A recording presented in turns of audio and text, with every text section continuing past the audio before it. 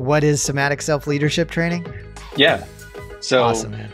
maybe to cue it up the other way, I don't know if you want to kick it off, but we had talked a week and a half ago, and you were saying that this Somatic Self Leadership Training Somatic Self Leadership is the name that you kind of landed on through reviewing a lot of the types of work that we do. And I was actually kind of excited to hear the word because it's just a lot of stuff, and I don't know that it has a proper name that really describes what it is, but maybe I'll just kick it over to you to give your Webster's definition of what somatic self-leadership is. Well, I think what we can do here is let's just have a conversation, an overarching conversation about what is somatic self-leadership training, right? Yeah. And I think you alluded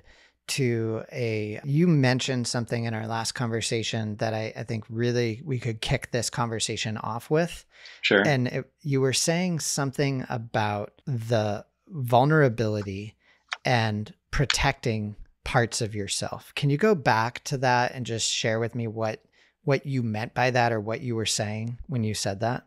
You don't have to try to repeat yourself, but Sorry, I'm just writing notes on the back of the envelope to help kind of keep me linear, somewhat. I was describing to you how intellectualization is my armor, right? And so everybody in the entire world has some strategy that they're employing to protect them from vulnerability. And yet at the same time, being able to deal with uncertainty and being able to deal with vulnerability is the key to actually getting what you want, right? I keep talking about how it feels like we're all that, boy nervously on the other side of the dance floor. And we just feel like if we had a nice enough clothes, if we had big enough muscles, if we had, right? And so when you're saying that to me, from a somatic self-leadership training perspective, you are looking outside of yourself. Right. Right. If I had this, I would be okay. Right. And it's we're just not ready to cruise across that dance floor and ask, our other person to dance with us. That we just keep preparing for that moment, not realizing that being able to deal with the uncertainty and the vulnerability is the real skill there. It's not the muscles, it's not the clothes, it's not anything else. I mean, sure, that maybe plays some part, right? But the real game is allowing yourself to fail and deal with uncertainty and a million other things that is just kind of feels like eating a shit sandwich, I guess.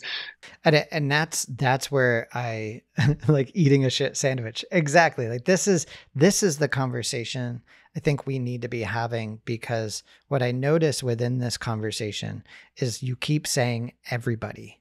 Yeah. Right? We all fundamentally are having a human experience. And even when we go to learn about ourselves, there's this propensity to think, I'm going to go read a book, or I'm going to listen to a podcast, right? Like you're doing right now. Right. Yeah. And I'm going to acquire some information, and I'm going to gather it. I'm going to place it on me like metals. Right. Yes. And that there is even a propensity to intellectualize my experience. And what I'm doing is I'm not actually disconnecting. I'm not actually connecting to my experience as it is. Mm-hmm. Right. And yet if we think what we're going to do here in this conversation is we're going to bounce in and out, and we're going to keep coming back to what is somatic self-leadership training, right? Like those 4 words, we're going to break them down.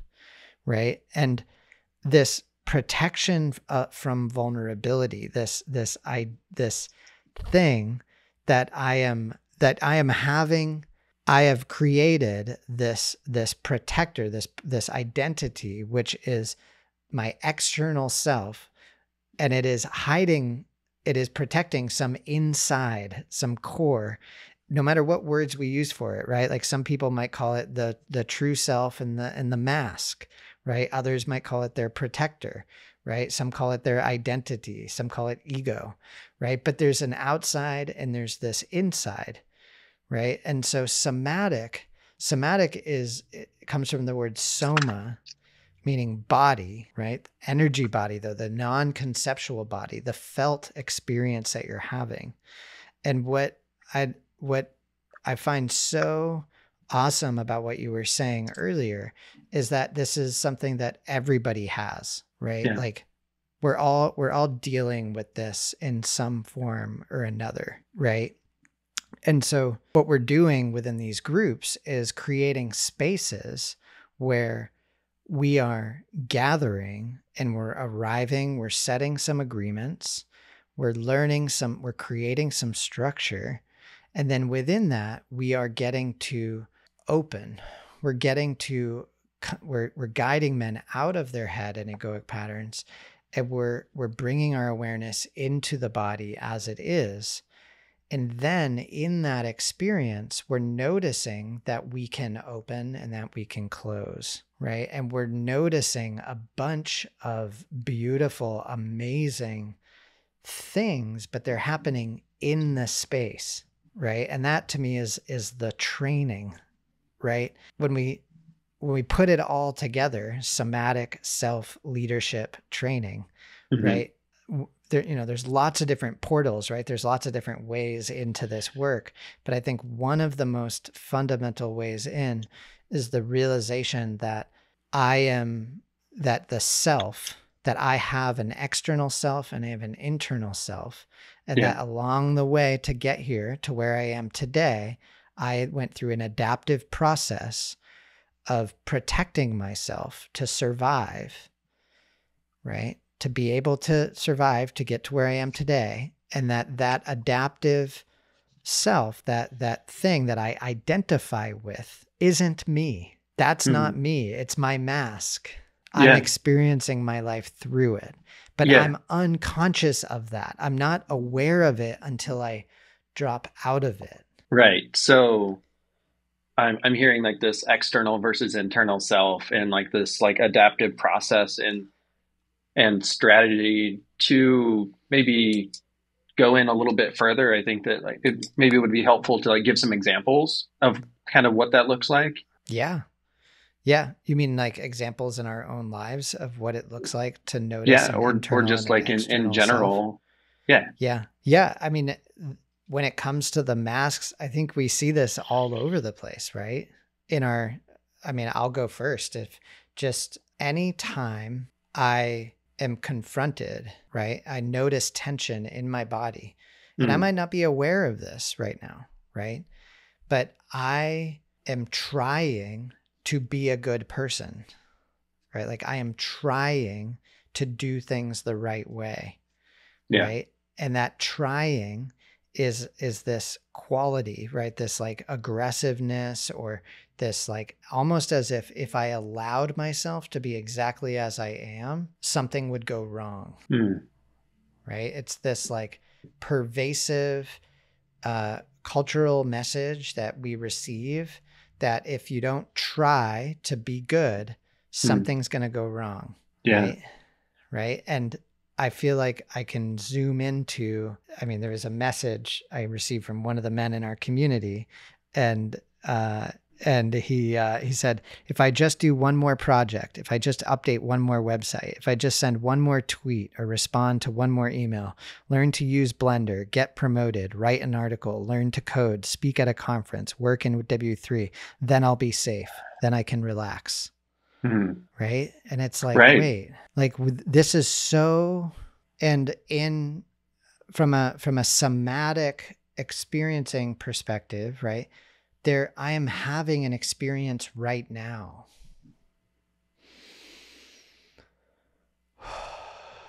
Right? Like right now, it's not in my head, it's in my body.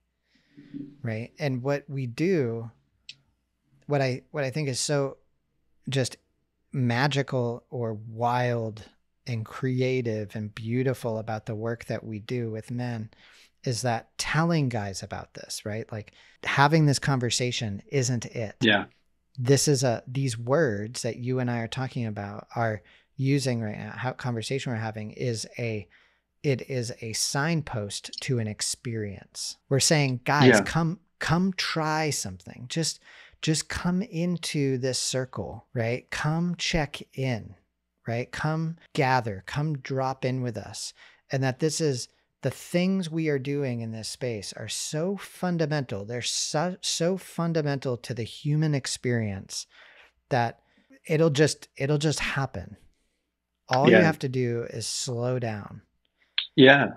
It brings up for me, the thought of, I would say like an intellectual self versus like a, something happening in your body, in this sort of dichotomy. And like even trying to convince somebody that there's like a reality outside of your intellectual reality, and it's just like this experiential reality, and that there's multiple things, like right. Even that, well, like what, starts how do to you sound even like a define barrier. the self, right? Like who am I? I think that, I don't know, you could take this a million different ways, but the way that I finally like let go of this whole like intellectual reality as being so incredibly rock solid was actually through being led through breath work, where then I think breath work actually does a really good job of helping us to get into our bodies and experience something else. Because my whole thing was like, let's navigate the world as it exists between my ears, but then like starting to see that, like that entirely shifts, like being able to heal, being able to feel all of these different things, like what if what if you lived in an entirely different reality, right? Well, like when you refer to breath work, are you referring to the breath work that we do in Unshakable absolutely. Man? Yeah. Okay. It's awesome. Holotropic breath work. Yeah. So let's like appreciate that as one avenue into somatic self leadership training, right? You're training, you're physically doing a practice, right? Right. You're not thinking about doing a practice. You're not reading a book about a practice, right? You're not, right? You are physically practicing. Right. And that form of breath work is just the beginning you're lying on the ground. You're allowing yourself to connect with the body and then to connect with the ground beneath you. You're arriving in the space, right? And you're being guided to bring your awareness into your body, right? And all of this is somatic. It's a physical sensation that's happening in the body. A thought is not happening in the body. A thought, right? And so when I asked you earlier, like, who am I? Like, how do we define the self? With this work, like I am not my roles, I'm not my thoughts, I'm not my moods, I'm not my judgments, I'm not my stories. But so many people talk about that. Yeah. But how do we make it land? The definition that we use within our practice is that you are that which is experiencing, right? And that experience is felt in the body. It's not felt in your head. Yeah. Right? When you had this, and even when you say to me like, it was what was between my ears, there's this quality of protecting, right? Like if I understand the world, I'll be safe. Right. And how many young men learn that, right? Like if I can be the smartest one in the room, if I can show people my intellectual prowess, they won't see how I'm actually feeling. Yeah. Right. And so you're brittle, like a china cup. Like if you get dropped on the floor, you break open. And I don't know. I feel like we just have to be able to talk about these things from, the 10,000 things, right? Like from so many, there's so many different perspectives to come into this work from, but you need a certain set of fundamental building blocks to start to comprehend the work that we're doing in these spaces, right? So one of those being starting to see this internal versus external self, right?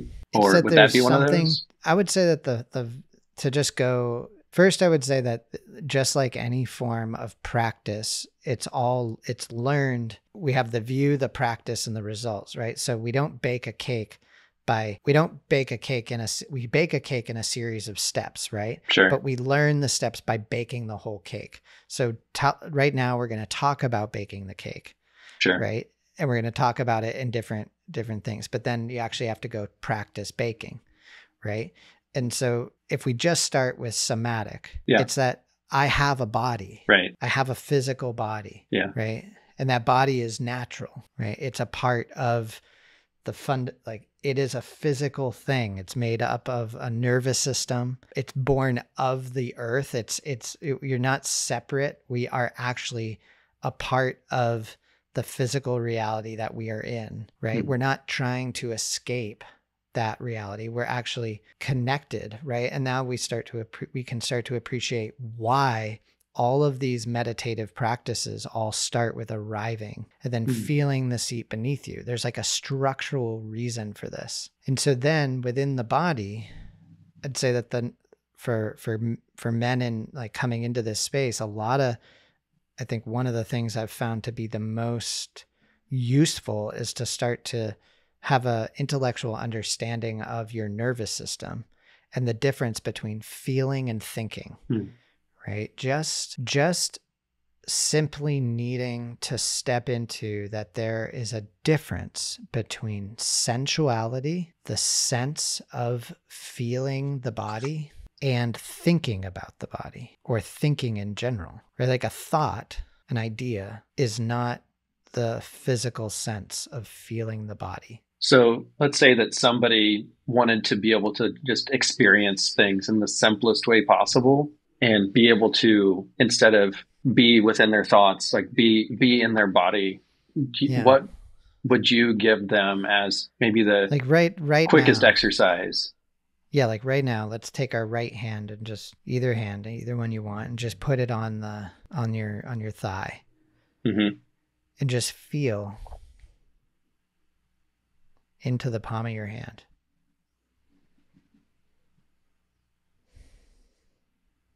And allow it to turn on.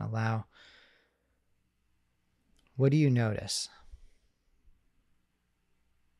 Yeah, it feels kind of like a buzzing sort of energy.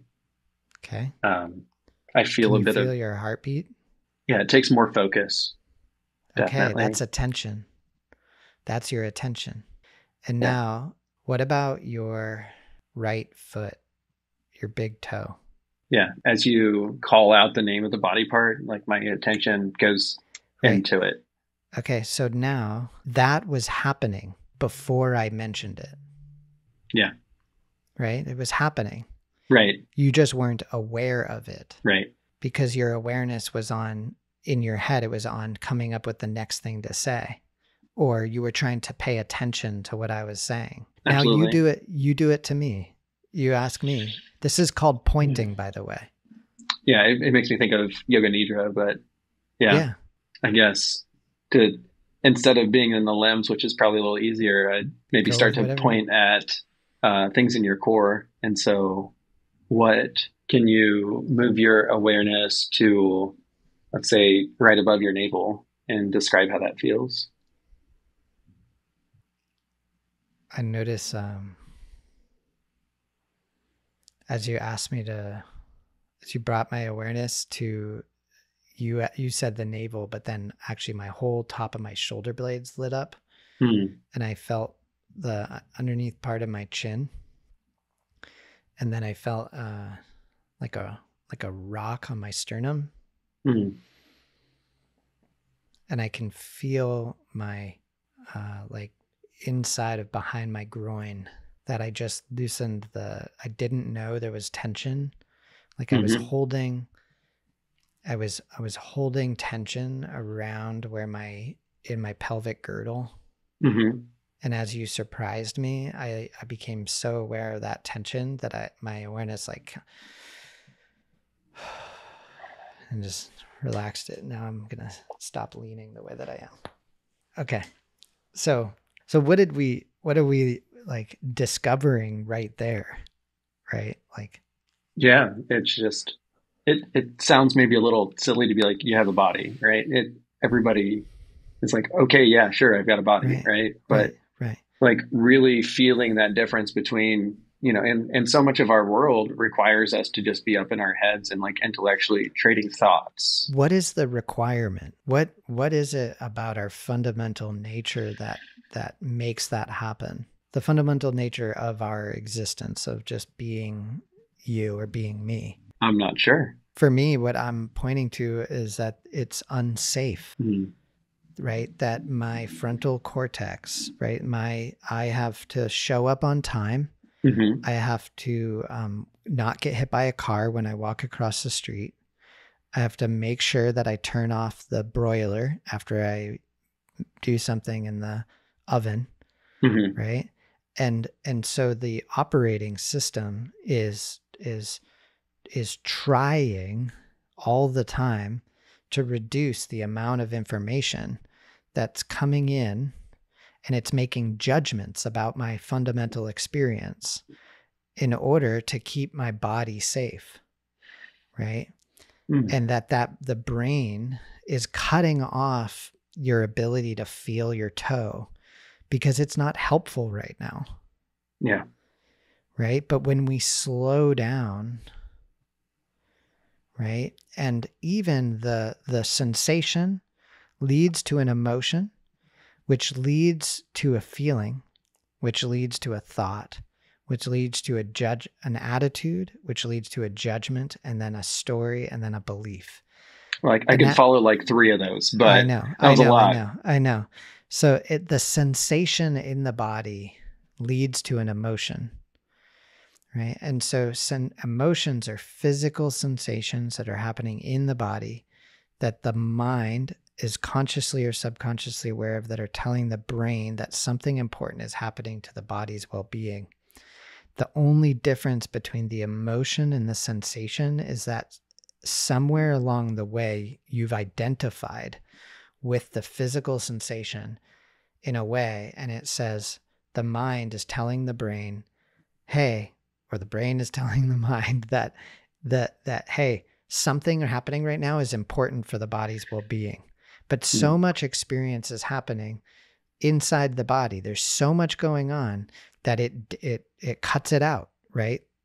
A very, very, very small amount of physical sensory information actually makes it up from the bottom, from the body to the brain, right? Mm-hmm.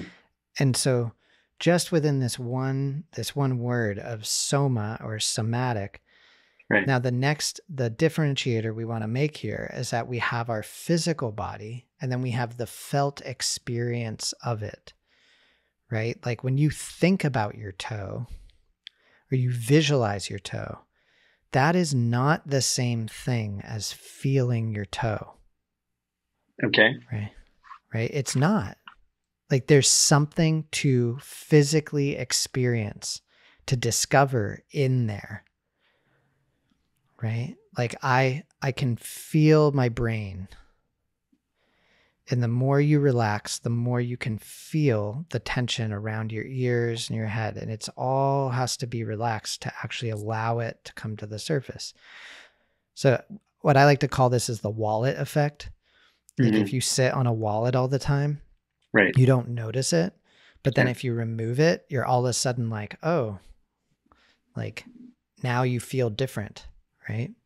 And so with the work that we do here is the first step, the first like cornerstone of the work that we do with men is just simply bringing this to light, right? Like being like, guys, like dudes, like there is physically something to experience in your body, and our culture of manhood that we are a part of has told us to be tough and told us to be aggressive. And that if we weren't tough and we weren't aggressive and we weren't stoic, we're somehow not a man. And that culture has disconnected us from the very source of our ability to connect, to feel to be with the experience of the profundity of our human life, and that I cannot connect with anything. I can't connect with my partner. I can't connect with a great movie. I can't connect with art. I can't feel my sense of spirituality, because your sense of spirituality is a sense. Yeah. It's not a thought. It's not a religion, right? And so then you see what happens, why people have religious experiences, like you get into religion versus having a sense of spiritual connection to the nature or the divine or something greater than yourself. That's felt in the body. It's not about what someone says. Right? So you're saying that all of these senses that are coming in, by then allowing us to, be in this space where we're able to slow down, reduce the amount of inputs that are coming in, and just really work on prioritizing those pieces of us that we might not be able to feel otherwise unless we consciously made this effort, right? We might not be able to feel otherwise unless we make this conscious effort. Yeah. Let's just appreciate those words you just said. We might not be able to feel otherwise unless we make a conscious effort.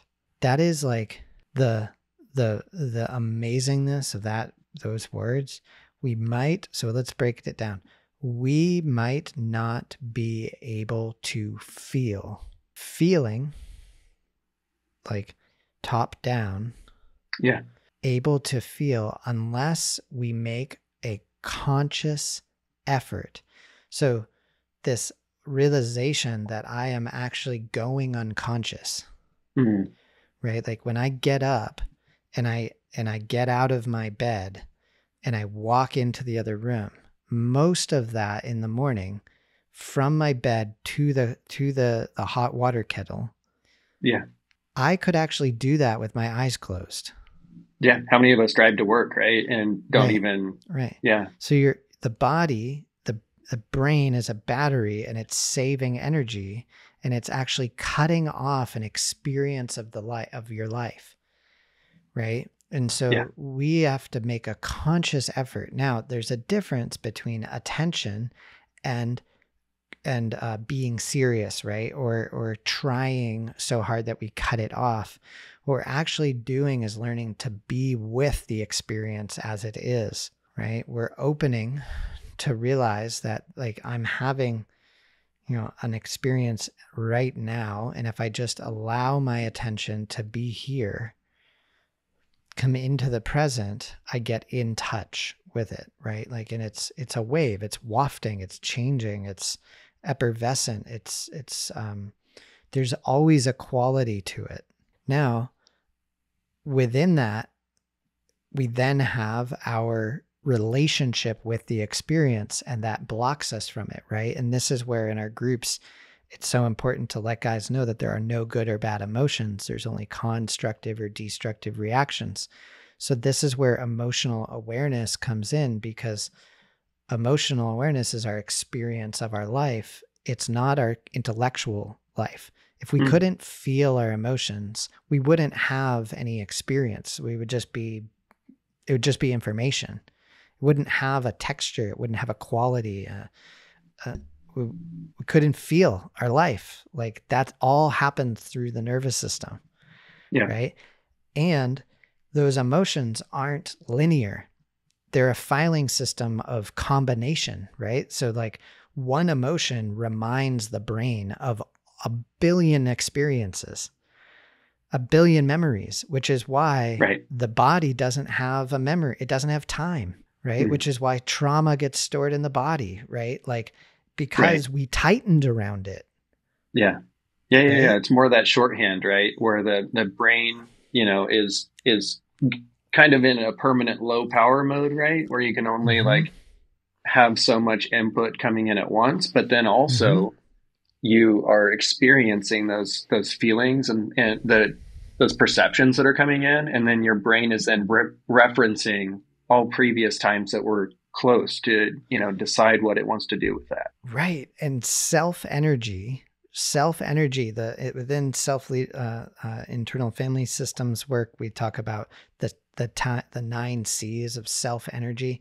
That self energy is connected and compassionate, curious. I can't go through all of them off the top of my head right now, right? But that there's this quality of self energy, and that when we've lived our life as human beings and men through this protector part, our experience of our life is not that. It isn't actually compassionate and connected. So after a men's group, when we check in for an hour or 2 hours together, why do you think guys leave energized?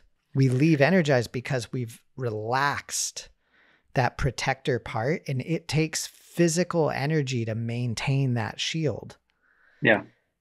And so when we're in a group and our nervous systems and our breath align and we feel safe, right? And we start to come into tendon mend, and then we start to open to receive. And even if a man is dealing with a challenging subject, we are holding space for it, and we're breathing with it and allowing any and all emotions to be present. What guys find is they leave and they're like, holy crap, I feel good. I actually... I was just going to say, like, we don't realize that some amount of our brain's low power mode has been actually assigned to this thing we had no perception of, right? Or like not a full conscious perception of this thing. And then once you're able to then like let that thing go, then all of that energy, that power is then like restored back to you. Again, just kind of spitballing, but like that's kind of what's landing for me is like that power of all the things that we've been hung up on, that we're able to then release that and more commit our experience to other things. So if we let's just put a pin in somatic, right? Sure. And to just leave it there, we're going to come back to that the great wisdom dwells in the body, right? Like ancient Zen phrase, right? The great wisdom dwells in the body. It's not in the mind, it's in the body. Next thing to just remember, the body is always connected to the ground, to the space. We are disconnected from it. We are dropping in. We're getting grounded.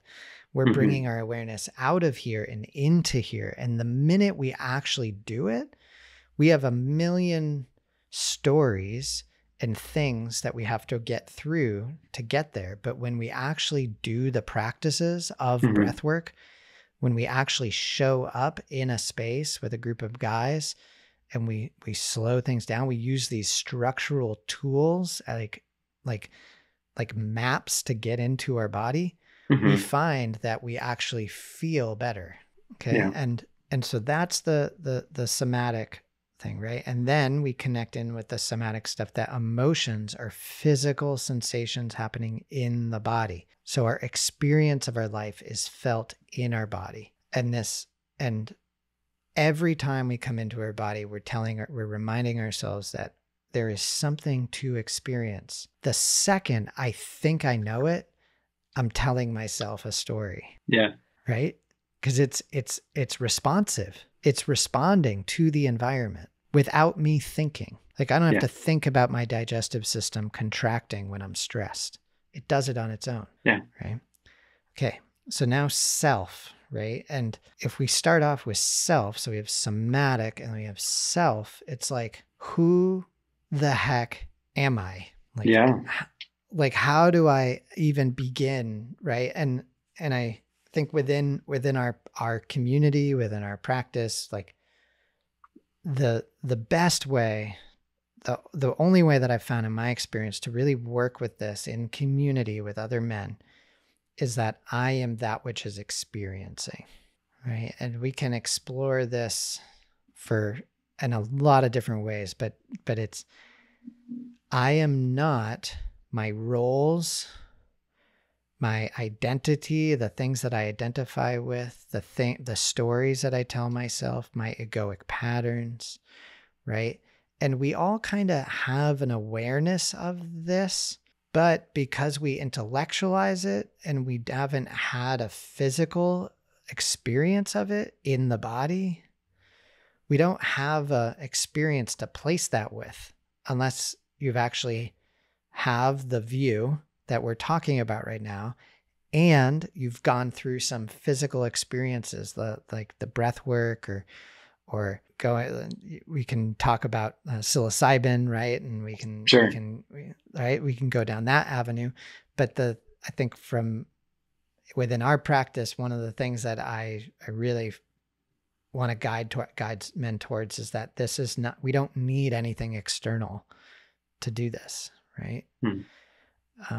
So then that's where we start to have the conversation that you had already brought up. And like, again, one of the things that I think is important to recognize in this work is you're going to find all of this out on your own. You don't need me, and you don't need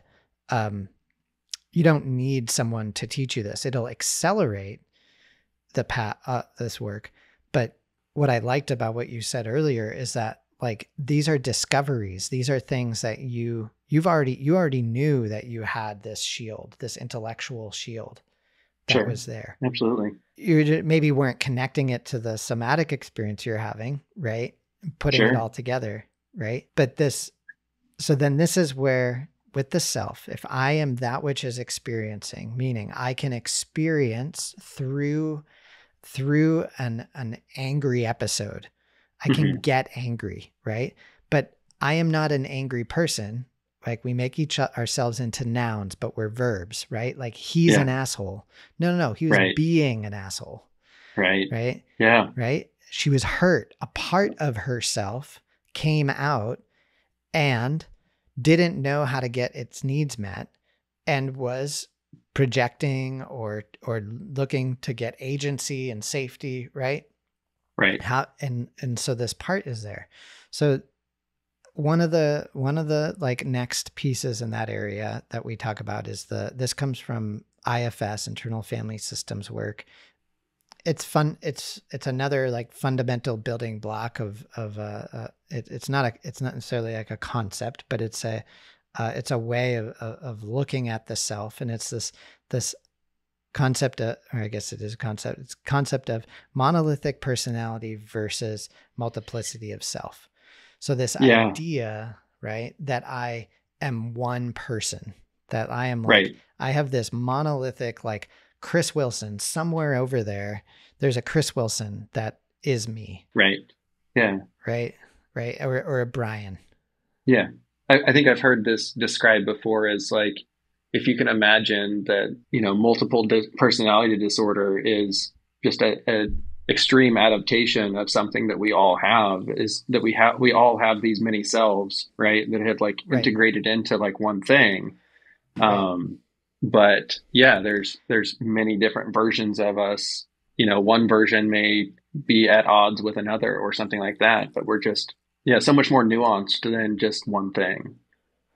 Right. And again, you recognize that people's language, we do this on our own, right? They say like, part of me was so angry. Yeah. Right. Like, we'll say it like naturally. Right. Right. Yeah. And so all we're doing within our practice is starting to bring our awareness out of our head. And so this is the practice of finding trailheads and finding protectors and finding exiles, finding the parts of yourself that didn't quite fit in your experience of your life. Right. So maybe as a young man, when I was a little boy, maybe when I was creative or high energy, it just wasn't, it's not that it was pushed down or someone said, you're bad. It just wasn't promoted. Yeah. Right. And so a part of me learned to protect that part of that self. Right. And within the IFS stuff, there's some one of my favorite books on this is You Are the One You've Been Waiting For, bringing courageous love to partnerships. And it talks about the magical kitchen metaphor of how we are this one self that's in charge of all of these parts. We're like the parent, right, for all of these little kids. But when when we don't know how to take care of our kids, they become unfed. They get hopped up on sugar and caffeine. They're running around, right? And they're just looking for someone to take care of them, right? Yeah. And so what we're doing on this journey of becoming whole is we are learning to be the primary caretaker of those parts instead of relying on our friends or our community or our partner or our job, right, to take care of it for us. But that care, that attention is a physical embodied response in the body. Can you maybe unpack that a little bit? Yeah. Where did you go when I said that? I was just trying to feel into, like I was saying before, that there's like this, I've committed to unconditional self-friendliness, and I was trying to relate. How do you know that when back. You're not being friendly to yourself? How do you get woken up? It almost feels like a glass of cold water is getting hit because I catch myself beating myself up. It's like one always of these thoughts kind of in. Right? Yeah. So but one of these thoughts kind of takes off quicker than I can catch it and kind of pies me in the face from across the way, Yeah. So one of the tools in this practice of me search journey with myself or with yourself that I would give is always come back to the fundamental, natural, grounded reality that you live in, right? And when I say that, I mean it's basic, right? And when a thought is up here, it's spinning around in your mind, and so we can try to work with thoughts, and a lot of people's practices are trying to work with thoughts. But what ends up happening is our entire meditation practice is actually fueling up and creating this thing of not wanting to experience our life as it is. Whereas the somatic meditative practice, right? I'm going to say real meditation, right? Like the meditation and its most ancient lineage it wasn't about mindfulness. It was actually translated as bodyfulness. We just didn't have that word, so we called it mind. And we made it into thinking about controlling negative thoughts. Yeah. But if we get into the body, what we'll find is that the story in your head actually follows the state of the body. Yeah. So when you went off and you were thinking about that and then asked me, can you like make that a thing? I'm just going to share from my own experience. Like in my relationship, before I was aware that I had parts, when I would get angry, with my partner, I would try to talk it out. I would try to get her and I to agree on something. It was like, I'm upset and you need to say the right thing to make me feel better. Yeah. Right? No. That is my responsibility. Right? And when this shifted, it was, holy cow. What it actually is an example is walking away from the argument, moving away and realizing that I am actually allowed to do that. I am allowed to be in relationship with another human being and to feel what I am feeling. And for me, it always had to be in the car, right? And so I would go to the car and I would sit down, and then because of the work that we do in space with other men, witnessing them do this, I learned to do it for myself. And it was, what are the 3 questions we ask men in our groups? What are you feeling? Yeah. Where do you feel it in your body? And what do you need? What we're doing in our groups is we are taking over that man's frontal cortex and we're guiding him into his body. And then I'm learning. And what would happen is when I went to go give this part of me, like, oh man, I'm so angry. What do I need? I need the first 3 things I would need her to do something. Yeah. And then you realize, wait, I what can I do? What is her doing that going to give me? Yeah. In some way, I am giving up my ability to get my own needs met. Yeah. Yeah. It definitely, Right? it's a whole other world of realizing that you're giving your power away, right? Yes. Yes. But when you do that, it's a whole other world. Now the story of, if I don't get this, the mind, the brain creates an entire in full color movie of how, if you don't get what that is, the world is going to end. And this person, I can't get married to her. Like, Yeah. if that, right? How could I ever trust? Right? It's like full picture thing, right? Yeah. In the experience of the present moment somehow is a solid thing and will continue into the future, forever. Right. So however, like at the worst point of your relationship, that defines your relationship, like the most challenging part, and nothing's going to change.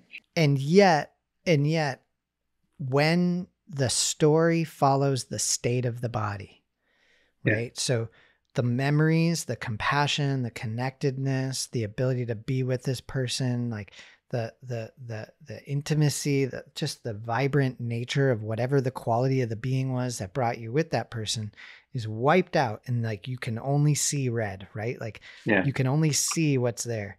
So Yeah. when you're the like what this is, being the primary caretaker of your parts, this is the best part, man. This is the full on twist.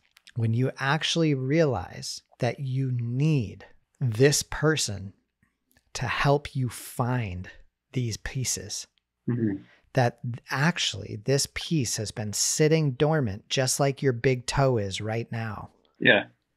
Right? And you're not feeling it. And it's just waiting to bubble up.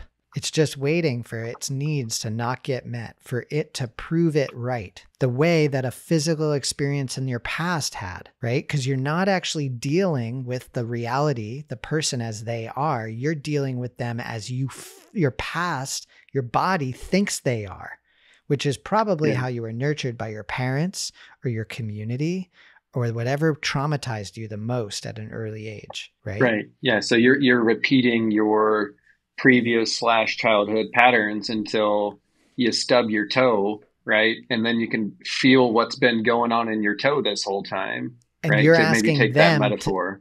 You're asking that person to interpret what that part needs and to be able to give it to you. And if they don't do it, they're doing something wrong. And it's not their responsibility, right? Yeah. Now, you do it, you learn how to give it that, and there's this relief, there's this, whoa. And then all of a sudden you can see the fundamental ground in a more clear way. And this is what I think Shogren Trungpa talks about as like meditation. This work is getting out of the hallucination, right? You're able to see what it is. You're able to see that person. You're able to speak for your needs rather than from them. Right.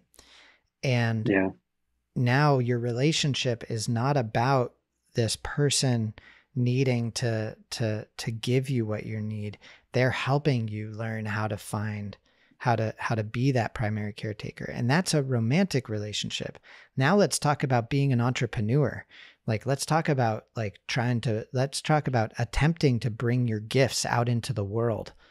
How many, as you expand, as your creativity grows, right? Like, creativity is life force. It's being creative, like making something out of nothing, right? Like poof into the world. Like you made a bakery, right? Or you make a song, right? And then people don't like it. People have something to say about it. And so what do? You hide. And you don't show it to the world. Or you attack, or like, you just get wildly dysregulated, for sure. Right. And that emotional dysregulation clouds your perception of what the world really is. Right. And so then we realize that people, and so this isn't just romantic relationships. It's not just your relationship with yourself. It's literally your experience of your life, right? And this is where the phrase I always say, like, this work is our practice and this practice is our life. Like, we're dropping in these groups to play and to learn how to work with this stuff, right? And just look at this conversation. We're in 55 minutes. There's so much here, right? Yeah. And yet you didn't need to be aware of these things to start practicing. Yeah. Right? We're just now like talking about it. Right. Right. Absolutely. Yeah. Right? No, I mean, you can look at, many different religions, belief systems, all that sort of thing. And like encoded in a lot of that is like very much this like type of work, with like within. So I guess I'm just trying to say, like, there's so many different avenues and so many different belief systems and truths that lead to similar sorts of things without necessarily being able to even name it. It's just kind of a mystery. I mean, I think for me, the thing that I keep coming back to as we discover this, as this community evolves, the work that we do here evolves, is just constantly reminding myself that this isn't stuff we're making up. We're putting terms on things that have fundamentally been true. And those words are pointing toward a real human experience. And the challenge that I think, the call that I see you and I doing right now is we're simply translating this to a culture of men so that guy's a very similar challenge of spiritual materialism with trying to be the culture, right? Trying to be Buddhist, trying to be Tibetan, right? And it's like, you're never going to be Tibetan. And the longer you try doing it, the more you're actually separating from your own fundamental nature, right? But I do want to give credit to the lineage, right? To like the amazing, like Pema Chodron, right? Like Welcoming the Unwelcome. That book, I mean, has been a big part of my own practice, right? I've heard you talk about her. Okay, so let's take the self, right? And just put some pins in that, and then we'll end on leadership. But so the self stuff that we talked about is, how do we define the self at like a basic level so we can begin doing this work? It's that which is experiencing. Yeah. Right? Like, I am not my roles, right? There's an experience, and that experience is felt in the body. Or maybe another way is to say, of all of those versions of myself, I'm the spoke that is, that everything hubs out from, right? Sure. Yeah. Yeah. I mean, yeah. And when you said spoke, it's like to just connect it to the practice of pure awareness, to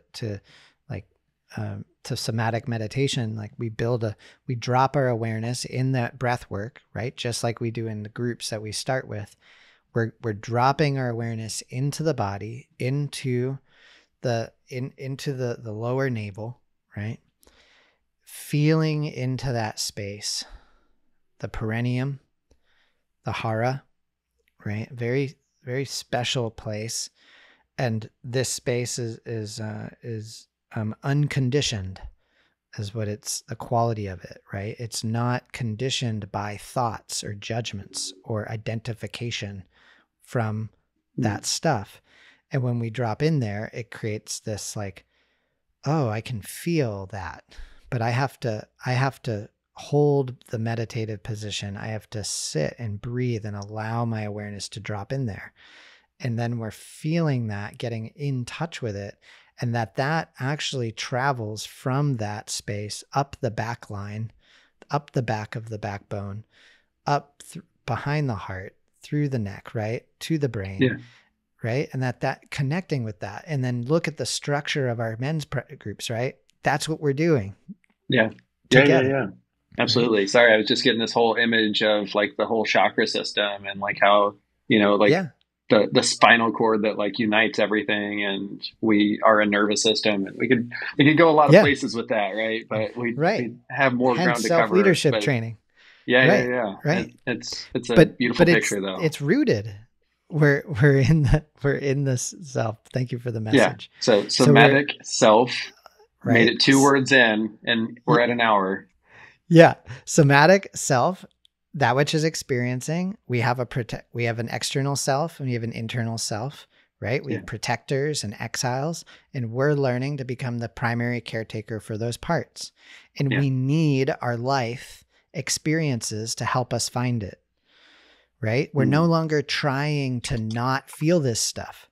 We actually need to get the parking ticket in order to be able to practice soothing ourselves. And that is the opposite of going into your head and being like, F this about the parking ticket. Instead, you're bringing your awareness into your body, right? Instead of getting angry about what somebody said on the internet, and getting pulled mentally and emotionally into a text battle, we're coming into our body and asking ourselves what, right? And right. So that's the self, right? Self. And then leadership. What is leadership? And this comes down to this another fundamental building block of that leadership is not bravado. It's not shielding yourself off from connecting with the world around you and moving through the world shut down and unable to connect, right? We all fundamentally know that when somebody is shutting down in a community of people and just barging ahead, that's not leadership, right? Leadership is courage, right? It's being willing to open, right? And brave comes from the word bravado, which means to shut down. So it's not about being brave. And if it is, it's being brave enough to be courageous, which means to open the heart. The root word for courageous, to show the heart in the face of, right? In the face of all of this stuff. So then you look at what is that like somatic self leadership. You're then learning to take this work, this connection to the body, the fundamental practice of dropping out of the head into the body, learning to be with your experience, learning to be the primary caretaker for your parts, getting a sense of that, and then taking it out into the world where you're going to be challenged, and then bringing it out of the men's group, right? Bringing it out of the container, because we've created these little hidden gardens that we get to practice this in safety, right? Yeah. But then you leave the men's group, right? Where you've discovered that you can be this way, and you're like, whoa, holy crap, I can feel this way. I didn't even know I was masking it over. I didn't see how my aggression, right? My intellectualization of things was to protect myself. Right? Yeah. But then we make a stretch, and we make that stretch with another human being, another man, another relationship in our life that cares about us. Yeah. And then it's like belonging, right? Accountability is about belonging and shame. It's about when I say to you, I'm going to do blank. I'm saying this relationship matters to me. And for me to come back here, I need to do what I say. So the last part about leadership is being willing to open out in your life. Yeah. And I think that you've said opening and closing a number of times. And then you've also as we were transitioning into leadership and talking about self, you were even like talking about like opening and closing it in a certain sort of way without saying it, right? Mm-hmm. Where it's this like releasing the tension, right? And as you talk about leadership, I think about, someone that just, and closing down, right, is the natural way of thinking where it's like, hey, somebody has to make the decision, right? And I'm going to do my best to account for absolutely everything here. And then, sorry, sometimes people's feelings get hurt, but like, I am going to like take this objective, hold it tight, and then just run over anybody that gets in the way of this mission being completed. Right. And so it's like this disconnected, well-intentioned, yet disconnected, and continually taking in this tension. Maybe not well-intentioned, right? Maybe sure. It was from a place of protection and passing pain on to others, right? Yeah. In I was that just story. mostly creating that, as this like a thing that a lot of people can, relate to, of like, hey, everybody's need to get met. And like maybe a leader is somebody who's going to, make the hard choice or whatever, right? As you see it. I mean, I As can a, relate it directly to our community. Like we had a schedule of Monday through Friday of doing check-in groups, and we had yeah, 28 men that were coming to groups regularly twice a month, 54 men who would show up once in a month. And I felt, I knew as an individual that I was unable to continue hosting the groups on Tuesday and Thursday if I was also going to be able to do the deep work required to organize stuff for the community. yeah, Because we had grown, and I could feel how in my maturation, the community was helping me find the places inside that needed my care and attention. But that what was true for me was that I had to make that call to say, hey, this is what I need to do. I need to cancel. We need to reduce this and reduce that and change this and change that. And it was such a wild experience to see how when I was just being a men's coach, I didn't have to yeah, engage with a community, right? But once a community was there, my parts, which my codependent parts that were yeah, bonded to this community, felt like it needed to give up on something I needed, right? yeah, And for me, I'm just sharing my inner experience. For me, that was like a fault. That was am I going to be received? Is this going to make someone angry or upset? But just like, that's such a small thing, right? Like it's such a small thing, but it made a huge difference in the experience. Like now we're recording a conversation like this during the middle of the day, right? yeah. And on a Thursday. So those, I really appreciate your depiction of a shut down leader who's barging through in order. And on one end, I remind myself there's only love and calls for love, and that I might be judging, seeing a person and how they look at, how they seem to be like, oh, they're shut down. Look at them hurting people. That's my judgment of it. But I think the key word that you used was intention, right? And I think that intention, that personal intention, that you are the only one who can report on your experience. So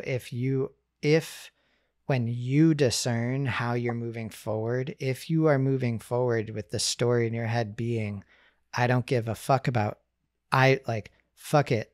I'm just going to move forward. I don't care what they think. That is your intention versus I'm going to move forward. I understand other people are going to have a really hard time with this, but this is what's right. I'm going to allow their experience to be their experience.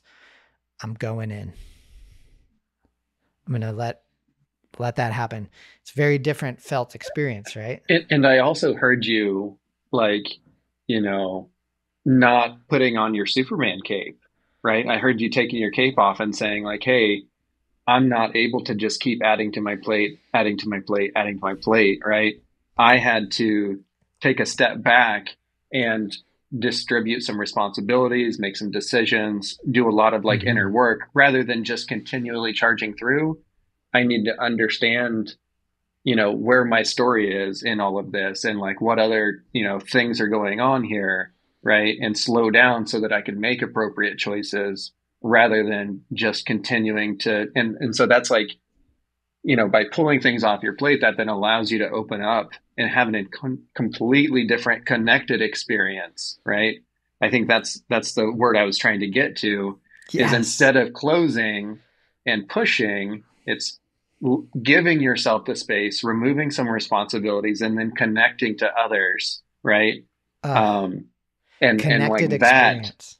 That, yeah, it's this whole inverse thing of being able to open and connect to others to be able to meet your challenges so that you're not bottlenecked by your ability to perform slash other people's ability to tolerate, whatever kind of toxic stuff comes off, as a result. Oh, wow. Brian, thank you.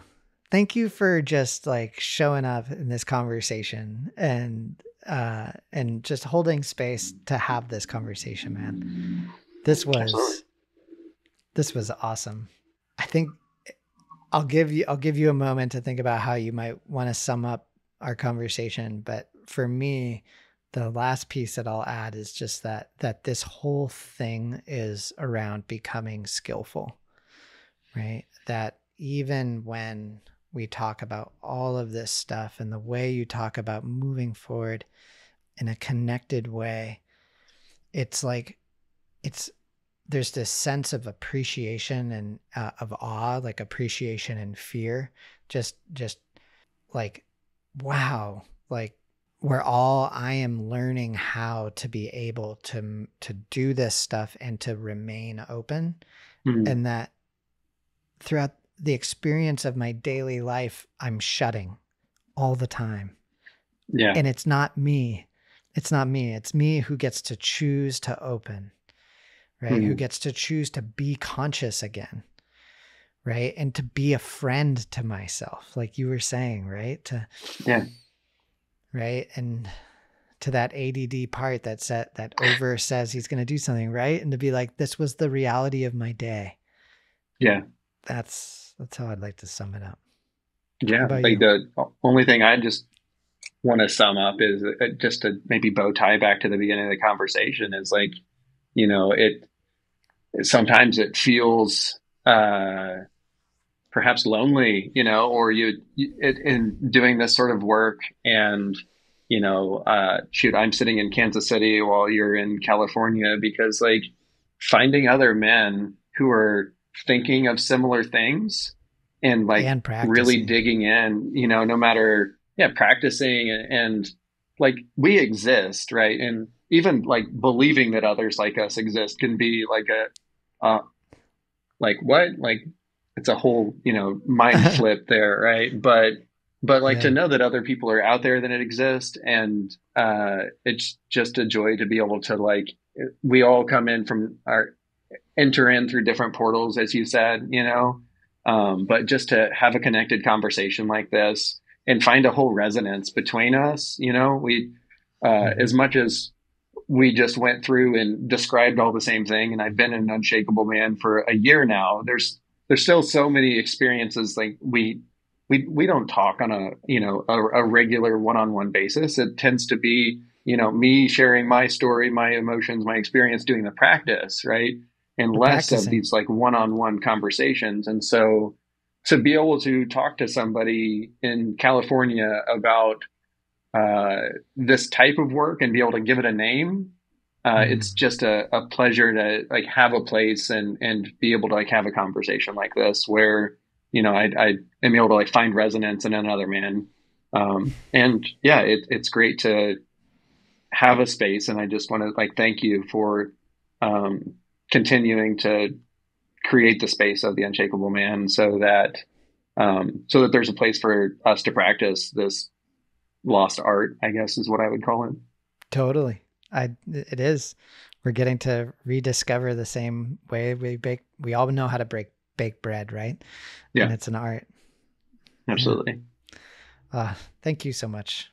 I hope you have a wonderful rest of your day, Brian. And it's just a joy to get to practice with you, man. Thank you for coming in here and having this conversation with me. Absolutely. Till next time, man. Thank you. Bye. Bye.